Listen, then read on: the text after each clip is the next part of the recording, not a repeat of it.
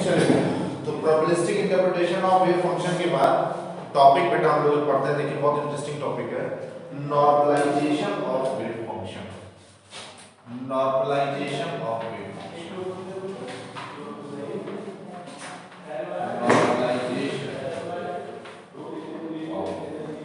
Wave function, normalization of wave function.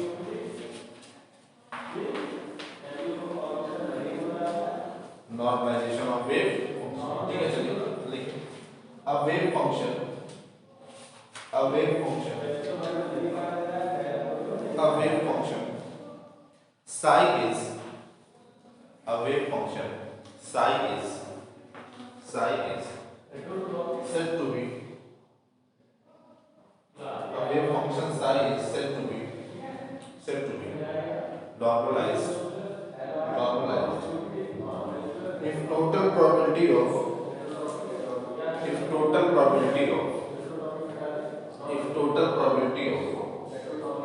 finding the motion, if total probability of finding the motion in a given confined space, in a given confined space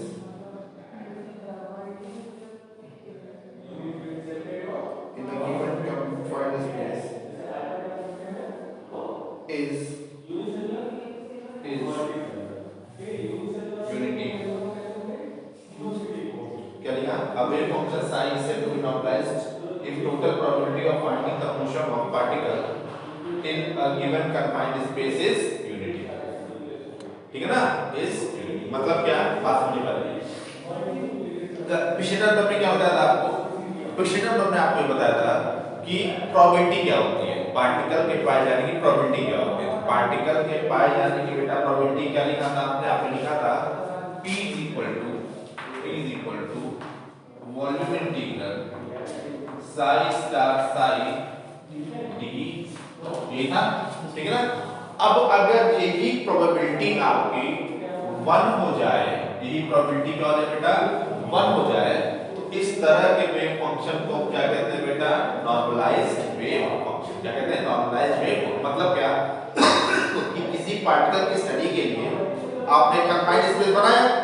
अब जैसे मान लिया आप लोग, अब आप लोगों के यहाँ आने की प्रोबेबिलिटी अगर 1 होगी तभी हमारा आपसे इंटरेक्शन पॉसिबल है ना। अगर आप यहाँ आएंगे ही नहीं या आने की स्थिति में होंगे या नहीं होंगे, मतलब अच्छा एक चीज और, अगर आप यहाँ फिजिकली प्रेजेंट है, मेंटली आपका दिमाग कहीं और है, तो क्या आपका हमारा इंटरेक्शन प्रॉपर पॉसिबल है? नहीं है। क्यों? क्योंकि तब आपकी प्रोबेबिलिटी आती है, शरीर से तो आप यहाँ है, मन से आप यहाँ पे नहीं है। बात समझा रहे नहीं यार? तो कंफाइंड स्पेस जो आप डिसाइड करते हैं जिसमें पार्टिकल का आपको इंटरेक्शन देखना है, पार्टिकल की स्टडी करनी है, पार्टिकल का पाया जाना उसमें क्या होता है? इंपॉर्टेंट होता है। तभी आप पार्टिकल की स्टडी कर सकते हैं। अगर पार्टिकल उसमें नहीं पाया जाएगा तो क्या आप उसकी स्टडी कर पाएंगे? ठीक है ना। तो पार्टिकल के पाए जाने की प्रोबेबिलिटी जब 1 होती है तो उस पार्टिकल का जो वेव फंक्शन होता है उसी को हम क्या कहते हैं? Normalized wave function. और इस फिनोमेना को हम क्या कहते हैं बेटा? नॉर्मलाइजेशन। क्या कहते हैं? नॉर्मलाइजेशन। बात समझ आ रहा है? चलिए और एक चीज और छोड़िए, क्वांटम मैकेनिक्स में जब भी वेव फंक्शन आप लेंगे मान के चलिए कैसा होगा? नॉर्मलाइज्ड होगा, है ना। और नहीं होगा तो आपको बनाना पड़ेगा उसको। ठीक है, कभी कभी सवाल आता है कि नॉर्मलाइज्ड वेव फंक्शन नहीं रहता तो आपको क्या करना पड़ता है? उसको नॉर्मलाइज्ड बनाना पड़ता है। ठीक है, क्या लिखा बेटा? Is unity. क्या लिखा? Is unity. लिखिए for a wave function psi, for a wave function psi, for a wave function psi,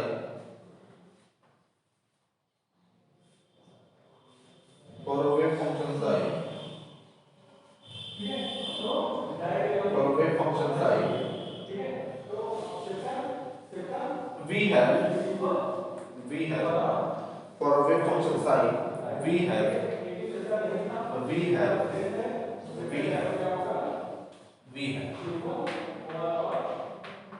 total probability, we total probability,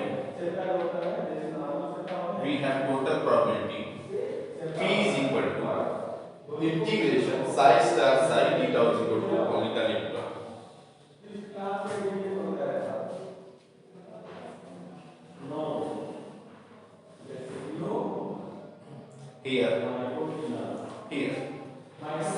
star क्या होता है बेटा बताओ?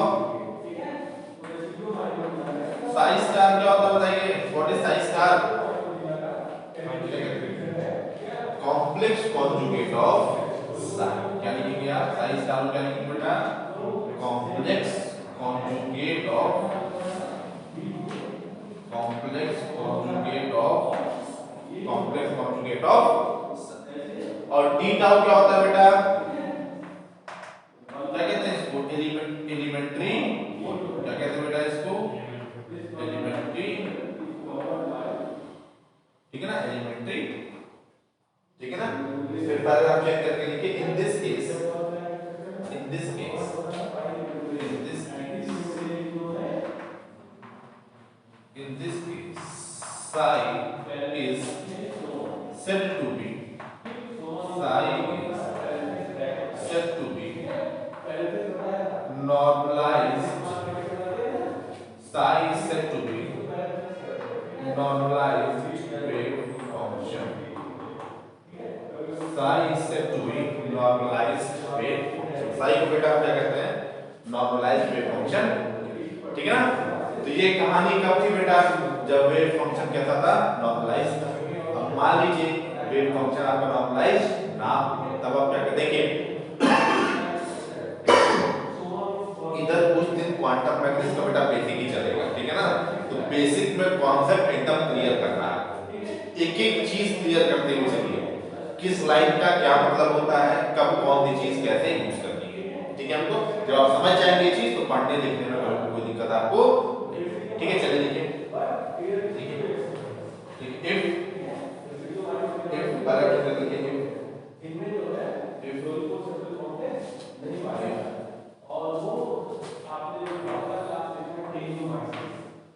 Volume integral psi star psi d tau is equal to capital N, if volume integral psi star psi d tau is equal to capital N, where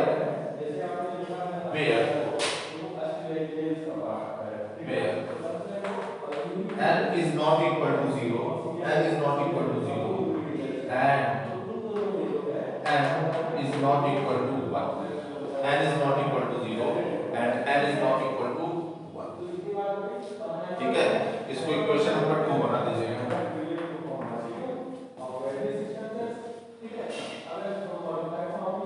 ठीक है ना? देखिए दो पॉसिबिलिटी है, क्या? एक पॉसिबिलिटी तो ये होगी, एक पॉसिबिलिटी ये भी हो सकती है कि Sai star Sai d tau की वैल्यू इसके इक्वल है n के इक्वल है, जहां n 0 भी नहीं हो सकता 1 भी नहीं हो सकता। क्यों 0 होगा? मतलब पार्टिकल पाया ही नहीं जा रहा है, पार्टिकल पाया नहीं जा रहा है, इसका मतलब क्या है? स्टडी करने की जरूरत नहीं है, घर जाइए अपने भी, हमको भी कर रहे हैं, ठीक है? और अगर 1 हो गया तो मतलब क्या? नॉर्मलाइज हो गया, ठीक है ना? तो n की दो वैल्यूज पॉसिबल है इसमें, या तो n हमारा 0 मतलब n 0 और 1 के बीच में कोई एक नंबर क्या कर सकता है?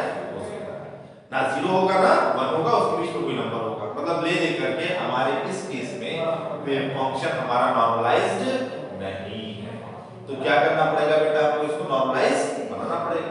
कैसे बनाएंगे? लिखिए पहले लिखिए, in this case wave function is not normalized. In this case, wave function is not normalized. So that it can be made.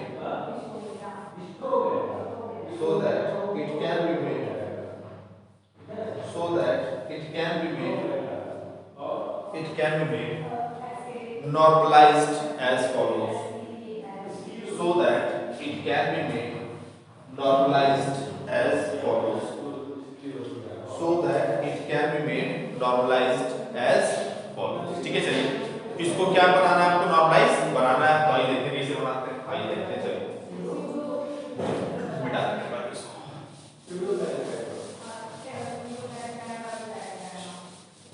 Process समझ लीजिएगा, आसान प्रोसेस है, बहुत मुश्किल नहीं होता है नॉर्मलाइज बनाना, आप भी कर सकते हैं आराम से। तो आप सोचेंगे तो आप अपने मन से भी कर सकते हैं।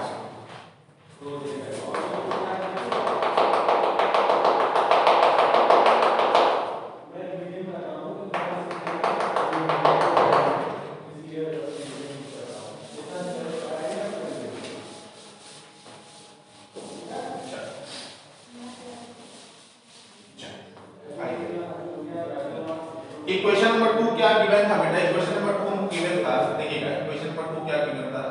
Volume integral psi star psi d tau इसके इक्वल गिवन है, बताइए m है, ठीक है ना? ये इक्वेशन नंबर क्या है बेटा बताओ? इक्वेशन नंबर क्या बताइए? इसको क्या बनाना आपको? जाहिर सी बात है आपको नॉर्मलाइज नहीं दिख रहा है, अगर ये नॉर्मलाइज होता तो ये की वैल्यू कितनी होती बेटा? 1। तो जाहिर सी बात है ये हमारा नॉर्मलाइज्ड नहीं है। इसको अगर नॉर्मलाइज बनाना है तो क्या करना पड़ेगा? डिवाइडिंग बाय है, उसके बाद आगे लिखिएगा डिवाइडिंग बाय कैपिटल है dividing by capital L V, ठीक है ना? तो कैपिटल में डिवाइड करेंगे तो क्या मिलेगा बेटा बताओ? 1 by capital L volume integral psi star psi d tau किसके इक्वल आ जाएगा बताइए? 1 आ जाएगा। चलिए दिस इंप्लाइज दैट, क्या इसको वैसे लिख सकते हैं क्या? Volume integral psi star by root m psi by root m d tau is equal to 1, ऐसे लिख सकते हैं क्या? देखिए देख लीजिए रूट m से रूट m को मल्टीप्लाई करेंगे तो यही आ जाएगा, ठीक है ना? चलिए this implies volume integral psi 1 star psi 1 d tau is equal to किसकी बताइए? 1, ठीक है ना? चलिए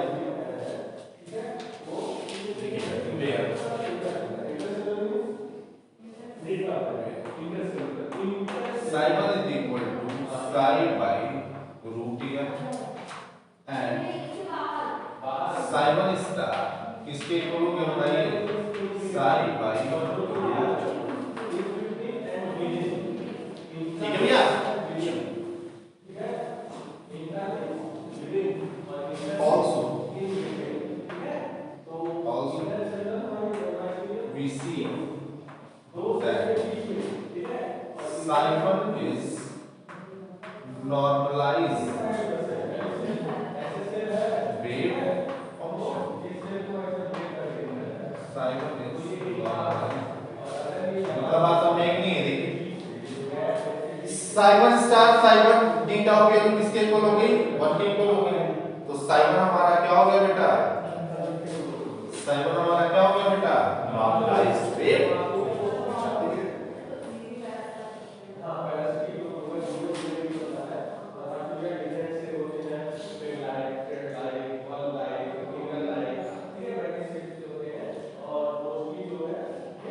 बात समझ में नहीं है? और psi 1 कैसे मिला आपको? psi में किससे मल्टीप्लाई किया आपने? 1 बाय रूट n से। भाई देखिए psi 1 कैसे मिला आपको? psi में किससे मल्टीप्लाई किया आपने? 1 बाय रूट n से। तो 1 बाय रूट n को हम क्या कहते हैं पता है? 1 बाय रूट n को हम कहते हैं नॉर्मलाइजेशन फैक्टर। क्या कहते हैं बेटा? Normalization factor. लिखा ये तरीके हियर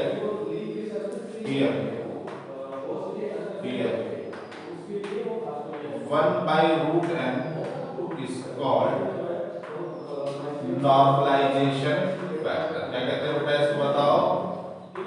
normalization factor, normalization,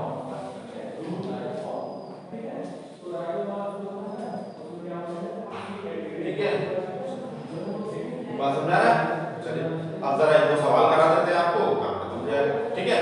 ये कॉन्सेप्ट क्लियर हो गया? कोई डाउट नहीं है ना? क्या समझ आ रहा है आपको? साई स्टार साई बीटा बराबर 1 किया तो नॉर्मलाइज होगा, और नहीं होगा तो नॉर्मलाइज क्या कर लेंगे? बना लेंगे। कैसे बनाएंगे? 1 बाय रूट के क्या कर दीजिए? मल्टीप्लाई कर दीजिए, है ना? नॉर्मलाइजेशन फैक्टर से मल्टीप्लाई करके किसी वेव फंक्शन को आप नॉर्मलाइज क्या कर सकते हैं बेटा? क्लियर हो गया बात? चलिए पैराग्राफ चेक करके सवाल लिखिए। अब वेव फंक्शन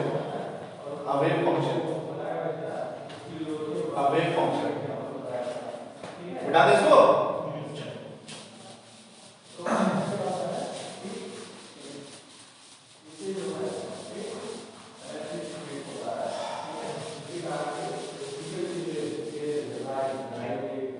अब wave function wave function psi is equal to a e to the power minus I m phi. अब wave function psi is equal to a e to the power minus I m phi. ठीक है, इसके bracket में थोड़ी सी जगह छोड़ दीजिएगा, आगे ब्रैकेट बनाइए, ब्रैकेट को नहीं छोड़ दीजिए आप, अभी चीज आपको समझाते हैं, ब्रैकेट बनाने के बाद जगह छोड़ दीजिए, ठीक है। फिर नीचे उसके नीचे where m is equal to m is equal to m is equal to m is equal to m is equal to constant,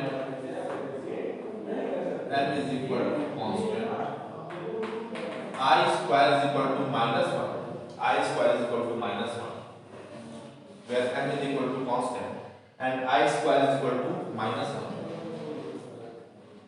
is a paragraph में लिखिएगा is a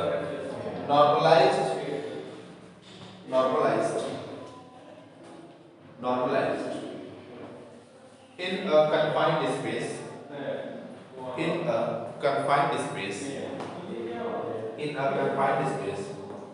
then find the value of a,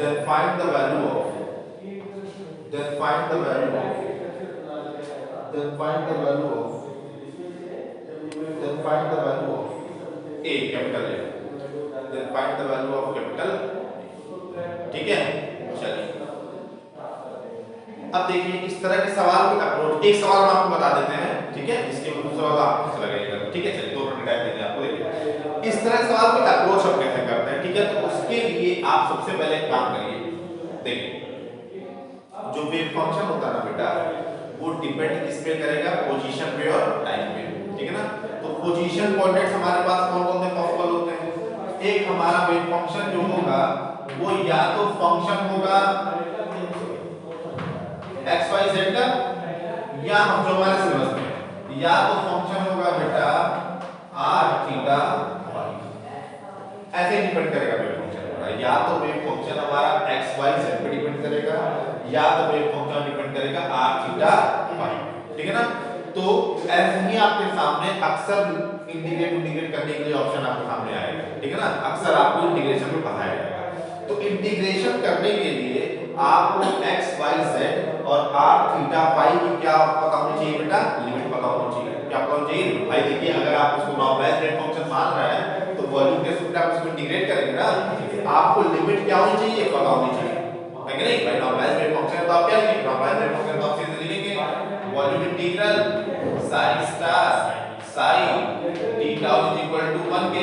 तो यहां पर limit आपको लगानी आनी चाहिए ना, तो लिमिट कौन सी लगाएंगे, तो लिमिट आप पहले सीख लीजिए किसकी क्या लिमिट होती है, ठीक है ना। मतलब कोई वेरिएबल अगर लिमिट जैसे आप फाई गिवन है तो फाई की लिमिट आपको पता होनी चाहिए, फाई का रेंज आपको पता होना चाहिए, ठीक है। चलिए हम आपको बता रहे हैं किसकी क्या लिमिट होती है, इसको कहीं नोट कर लीजिएगा, बहुत इंपॉर्टेंट है, ठीक है। कहीं ऊपर कहीं नोट कर लीजिएगा। देखिए x y और z की जो लिमिट होती है वो होती है minus infinite two plus infinite. x y z कहां से कहां तक वेरी करता है आपका, माइनस इनफाइनाइट से प्लस इनफाइनाइट। स्मॉल r की लिमिट क्या होती है आपका 0 टू, ठीक है ना। थीटा की लिमिट कितनी होती है बेटा 0 टू पाई, और फाई की कितनी होती है बेटा 0 टू, ठीक है। इस सवाल में ब्रैकेट में आपको फाई की वैल्यू गिवन है कि फाई हमारा कहां से कहां लाई करेगा 0 से, ठीक है ना। और हमने क्यों ब्रैकेट खाली छोड़वाया था, क्योंकि ये कांसेप्ट आपको पहले क्या करना था कि x y z में जब है तो लिमिट कितनी रख देंगे आप, माइनस इनफाइनाइट से प्लस इनफाइनाइट।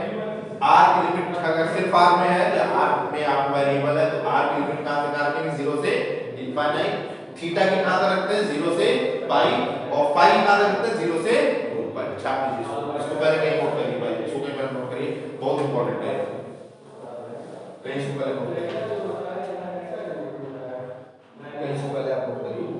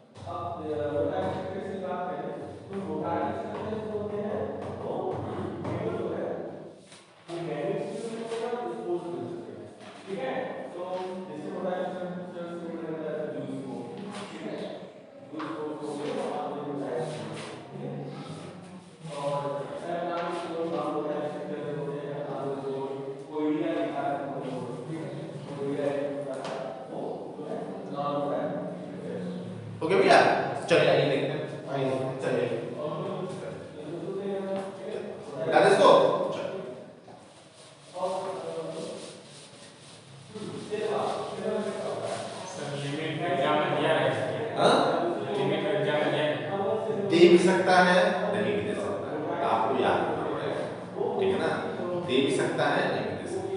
ये एग्जाम के लिए, कंपटीशन के लिए भी है। कंपटीशन में भी कभी आपको इस तरह का सवाल लग रहा है, दिमाग में क्लिक करना चाहिए आपको, एक्स वाई जेड पे लिमिट कितनी होती है, आज का वाई कितनी होती है, आपको याद रखना चाहिए, दे या ना दे उसके चक्कर में मत रहिएगा।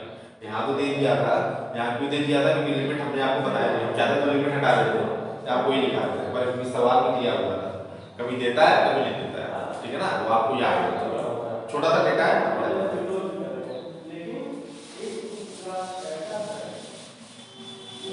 क्योंकि जब कोऑर्डिनेट सिस्टम आप पढ़ते हैं ना, तो एग्जाम्पल पता होता है कि बच्चा इतना तो जानता होगा, तो पहली बार वो नहीं देते, ठीक है, तो आपको पता होना चाहिए। देखिए गिवन क्वांटम मैकेनिक्स समझ में आ रहा है कि नहीं आ रहा है, बताइए पहले, मजा आ रहा है, चलिए देखिए given psi is equal to a e to the power minus i m, एक ही मैंने आपको सॉल्यूशन लिखिएगा, सॉल्यूशन लिखिएगा, सॉल्यूशन है, सॉल्यूशन है, ठीक है। देखिए क्वांटम मैकेनिक्स जो मेरी कॉपी है उसको कोई फेंकेगा नहीं, जब भी आप रिवीजन करेंगे किसी कंपटीशन के लिए कॉपी बहुत काम आएगी आपके, ठीक है ना, तो उसको कॉपी फेंकेगी नहीं कि उस पे कबाड़ी को भेज दिया, उसको फेंक लेके इसको रख कर दिएगा, ठीक है। तो साई बराबर किसके इक्वल हो गया, a e to the power minus i m phi। अब बताइए आप, this implies that Sai star कितना हो जाएगा बाबू,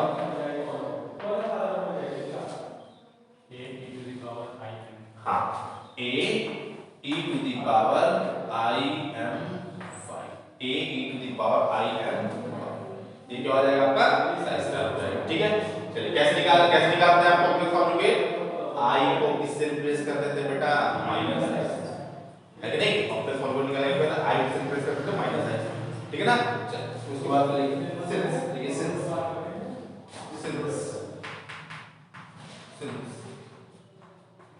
wave function is normalized, wave function बेटा हमारा कहता है नॉर्मलाइज्ड है, गिवन है कि नहीं गिवन है, since wave function is normalized, since wave function is normalized, ठीक है।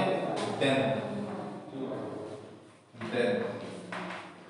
p is equal to किसके इक्वल होता है बताइए, Sai star Sai d tau बराबर किसके इक्वल बताइए, 1, ठीक है भैया,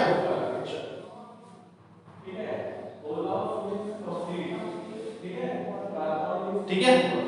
अब देखिए ध्यान से देखिए, इस तरह के सवाल को आप कैसे हल करेंगे, देखिए दिस इंप्लाइज, आप लिखेंगे इंटीग्रेशन साई स्टार की वैल्यू कितनी है बताइए, a e to the power i m phi, Sai की वैल्यू कितनी है बेटा, a e to the power minus i m phi, और आप ये बताइए सीधे सीधे आप ये बताइए, यहाँ पे देखिए साई जो है वो किस पे डिपेंड कर सकता था, x y z पे, r थीटा फाई पे, तो यहाँ पे सिर्फ और सिर्फ डिपेंडेंस इस पे है फाई पे है ना, तो d टाउ की जगह पर आप सिर्फ और सिर्फ क्या लिख सकते हैं, d भाई एक वेरिएबल का था तो d टाउ को मॉडिफाई कर दिया, दो वेरिएबल का होता तो वॉल्यूम एलिमेंट को चेंज कर देते, कुछ और होता हमारा वॉल्यूम एलिमेंट, तीन वेरिएबल होता तो वॉल्यूम एलिमेंट हमारा कुछ और हो जाता, ठीक है ना।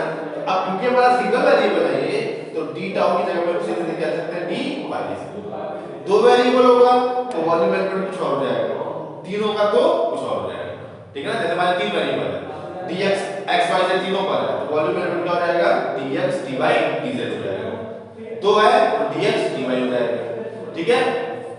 r थीटा फाई वाले केस में वॉल्यूम एलिमेंट आपको कुछ और हो जाता है, r square tan theta d theta d phi dr d theta d phi हो जाता है, लंबा चौड़ा कुछ आता है, मतलब वॉल्यूम एलिमेंट भी आपका कोऑर्डिनेट सिस्टम के हिसाब से क्या होता जाता है, चेंज होता जाता है, ठीक है। पर क्योंकि यहाँ पर आपका सिंगल वेरिएबल है तो आप सीधे सीधे d टाउ को किससे रिप्लेस कर सकते हैं, d, ठीक है भैया।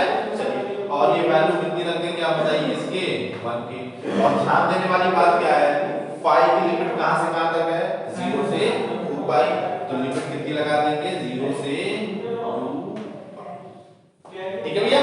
चलिए आइए सॉल्व करते हैं, देखिए a मल्टीप्लाई बाय a क्या हो गया आपका a स्क्वायर, और a स्क्वायर आपके इंटीग्रेशन से बाहर आ जाएगा, क्या बिल्कुल आ जाएगा, 0 से 2 पाई। अब बताइए 0 से 2 पाई क्या मिला आपको, e to the power i m phi into e to the power minus I M phi D phi is equal to किसके बताइए 1 के। आप ये बताइए e to the power x into e to the minus x क्या हो जाएगा आपका e टू द पावर 0 और पावर 0 क्या हो जाएगा आपका 1।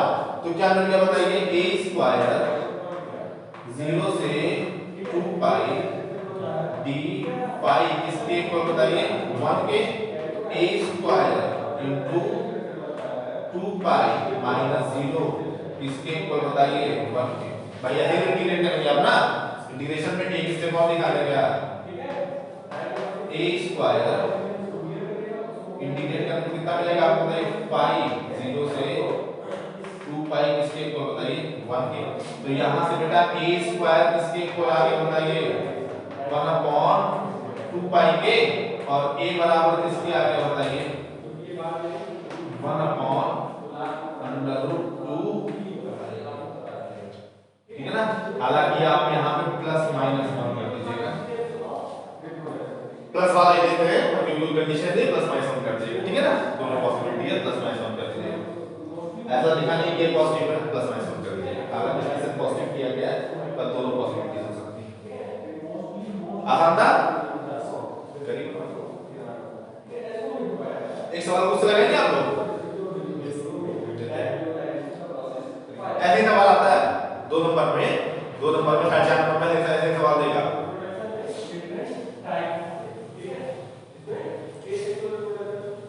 कुछ और ऐसे थॉट के सवाल लाएंगे अभी नहीं लास्ट में चैप्टर खत्म होने तक बताएंगे। आसान है कि नहीं ठीक है। नॉर्मलाइजेशन का कॉन्सेप्ट समझते हुए चलिएगा भाई ठीक है ना। और कॉन्सेप्ट अगर ना भी आप समझे तो मैथमेटिकल एक्सप्रेशन याद कर लीजिए क्या ये psi star psi double square है ना। तो कॉन्सेप्ट भी समझिए रहेगा कुछ ऐसा है बहुत रॉकेट साइंस नहीं है। हो गया बाबू बिठा दे भैया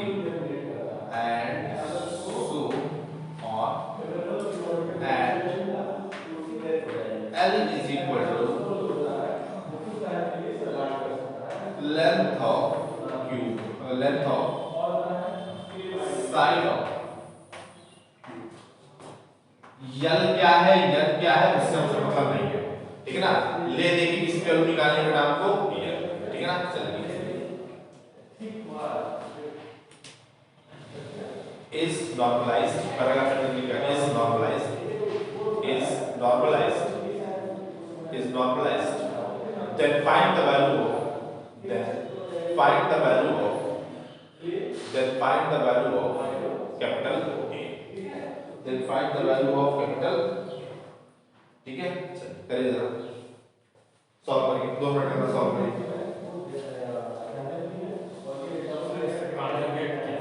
हाँ ये सोचना पड़ेगा आपको ये तो सवाल है।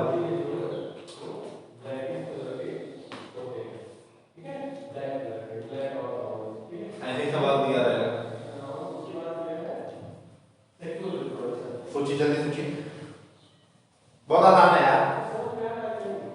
इजी है।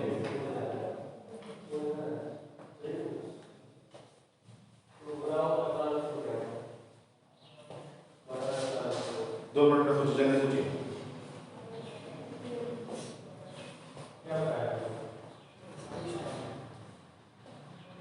सोचिए।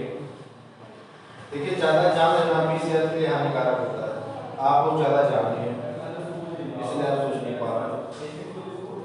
ज्यादा जान लेना भी सेहत के लिए क्या होता है बेटा? हानिकारक होता है। आप ज्यादा जानकार हो इसलिए आप सोच नहीं पा रहे। अगर आपकी जगह कोई छोटा बच्चा होता तो सोच लेता हो, जो कॉम्प्लेक्स नंबर तुरंत पढ़ा है। अब क्योंकि आप complex number BSc third year में आके पढ़ते पढ़ रहे हैं, इंटर में आप पूरा कॉम्प्लेक्स नंबर पढ़ा है, इसलिए आप सोच नहीं पा रहे। ज्यादा जानकारी भी कभी कभी बुद्धि को भ्रष्ट कर देती है। दिक्कत है आप सोच रहे हैं ज्यादा। अरे भाई ऐसे सोचिए आप, अगर कोई कॉम्प्लेक्स नंबर है, कॉम्प्लेक्स नंबर वाले से, ठीक है ना, x प्लस आई वाई, तो इसका कॉम्प्लेक्स कॉन्जुगेट क्या हो जाएगा बेटा? z स्टार x माइनस आई वाई, ठीक है ना। और मान लीजिए कोई कॉम्प्लेक्स नंबर है सिर्फ और सिर्फ x है, उसमें रियल है, तो उसका कॉम्प्लेक्स कॉन्जुगेट क्या हो जाएगा? x ही होगा। वही केस यहां पर है कि वेव फंक्शन का कॉम्प्लेक्स कॉन्जुगेट भी क्या होगा? खुद वेव फंक्शन होगा। भाई आई वाला फैक्टर ही नहीं है, वेव फंक्शन हमारा यहाँ क्या है? रियल है, तो रियल का कॉम्प्लेक्स कॉन्जुगेट क्या होगा? खुद वो नंबर होगा। भाई रियल नंबर का कॉम्प्लेक्स क्या होगा? कॉम्प्लेक्स कॉन्जुगेट खुद वो नंबर होगा। छापे कर लेंगे ना, मतलब साई भी यही है, साई स्टार भी क्या है? यही है। करके निकालिए, जल्दी निकालिए, जल्दी निकालिए साई स्टार, एक वैल्यू निकालिए, जल्दी करिए।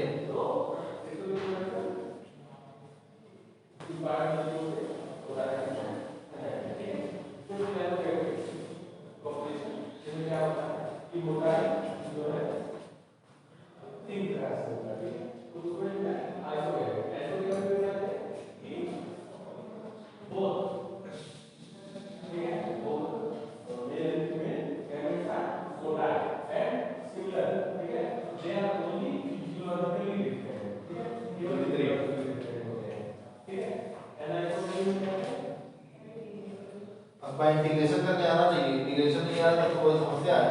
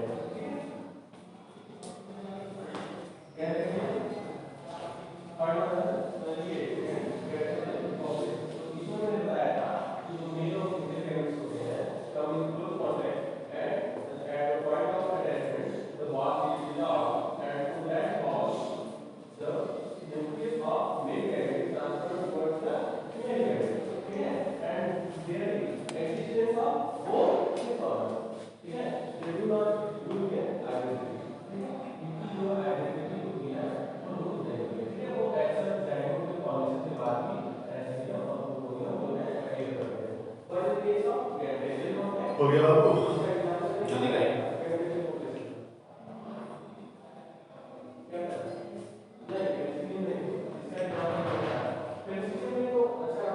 अरे आ गया सर,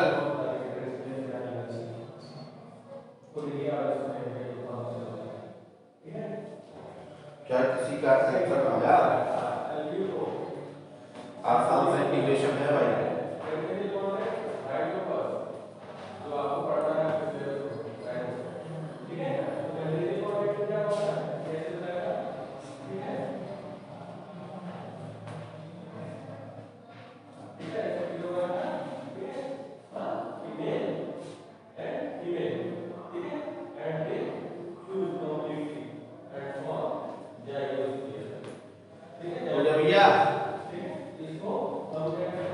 चलिए अपना क्या दे गया,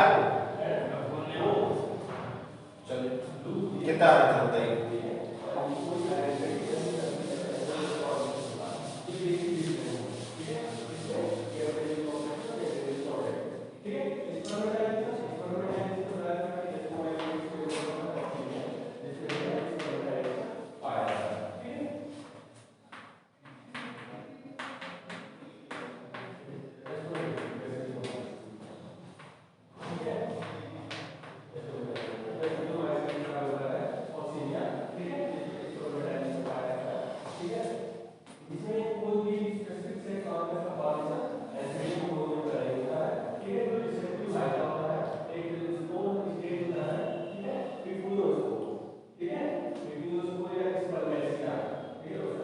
चलिए देखिए टाइप कर रहा था।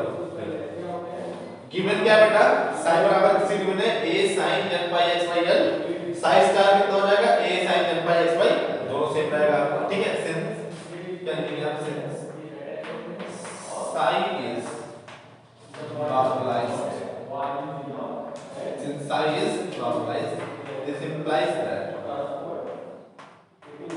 psi star psi, अब देखिए सॉरी टी टाउ की जगह पे क्या ले लेंगे हम लोग, dx, क्या ले लेंगे dx, और लिमिट कहां से कहां रखें बताइए, 0 से कैपिटल L, और इसकी वैल्यू किसके इक्वल है बताइए 1, है कि नहीं। तो दिस इंप्लाइज दैट 0 से L साइन स्टार कितना है बेटा बताओ, a sin n pi x by l, और ये कितना बताइए a sin n pi x by, ठीक है भैया। चलिए into dx, ठीक है। चलिए फिर कितना होगा बताइए, a स्क्वायर 0 से capital L sin square n pi x by l equal to किसकी बताइए 1 के, ठीक है ना। अब बताइए this further implies that a square sin square का इंटीग्रेशन करने के लिए क्या करेंगे आप, a square by 2 1 minus cos 2n pi x by l dx किसके इक्वल आ जाएगा बताइए, बात समझ में कैसे किया गया, समझ आ रहा है कि नहीं आ रहा भाई। cos sin स्क्वायर थीटा का इंटीग्रेशन कैसे करते हैं आप, 1 माइनस cos 2 थीटा बाय 2, ठीक है ना, उससे रिप्लेस कर देते हैं आप। और आप ये बताइए a स्क्वायर बाय 2 इंटीग्रेशन 0 से L dx माइनस इंटीग्रेशन 0 से L cos 2n pi xl dx किसके इक्वल है बेटा, ये 1 के इक्वल है। और ये जो आपकी वैल्यू है वो सीधे सीधे कितनी हो जाएगी, 0 करके आप देख सकते हैं भाई। cos को आप इंटीग्रेट करेंगे साइन आएगा, ठीक है ना। और जब लिमिट रखेंगे आप तो l रखेंगे, l से l cancel, sin 2n pi which is equal to 0, और 0 रखेंगे उस sin 0 मतलब 0, ले दे करके पूरा पूरा इंटीग्रेशन किसके इक्वल है बेटा, 0 के। तो क्या मिल जाएगा बताइए, a स्क्वायर बाय 2 इंटीग्रेशन 0 से L dx किसके इक्वल बेटा बताओ, 1 के।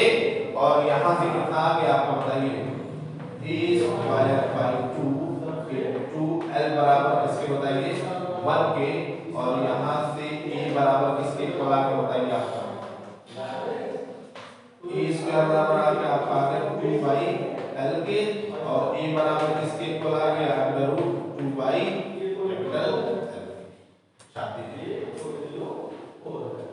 यहाँ पर भी प्लस माइनस लगाना चाहिए आपको, क्योंकि a पे तो कोई रिस्ट्रिक्शन दी नहीं हुई है आपकी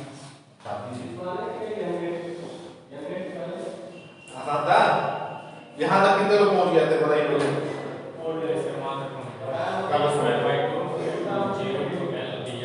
वाला पहुंच गए थे वाला, ठीक मिटा दे इसको।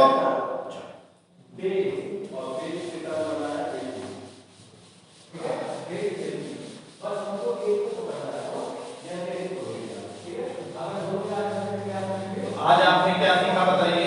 आज आपने सीखा कि वेव फंक्शन को हम नॉर्मलाइज कैसे करते, ठीक है भैया, वेव फंक्शन को हम नॉर्मलाइज कैसे करते, ठीक है।